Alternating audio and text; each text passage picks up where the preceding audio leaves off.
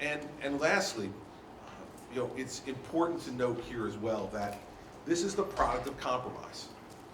Now, compromise can be reached in a variety of different ways and through a variety of different paths.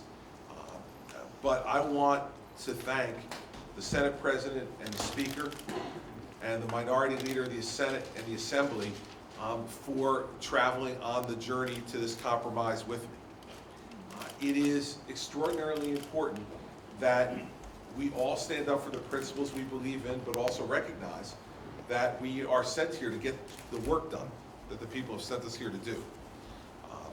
Mayors, council people have been crying out for this reform for a long time. And I suspect that if myself, the Speaker, and the Senate President, along with the minority leaders, had told you back in January of 2010 that by December of 2011, we would have a 2% hard cap on property tax levies and a 2% hard cap on interest arbitration awards, that you probably would have told us we were crazy. This is the product of people standing up for their principles, listening to the people who voted for us, and compromising where compromise is needed.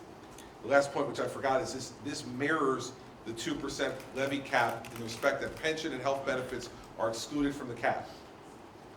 However, the other commitment that we have made to each other, and all of us I think have said this repeatedly over time, is that when we turn in January to our work, that we are going to get pension and health benefit reform done.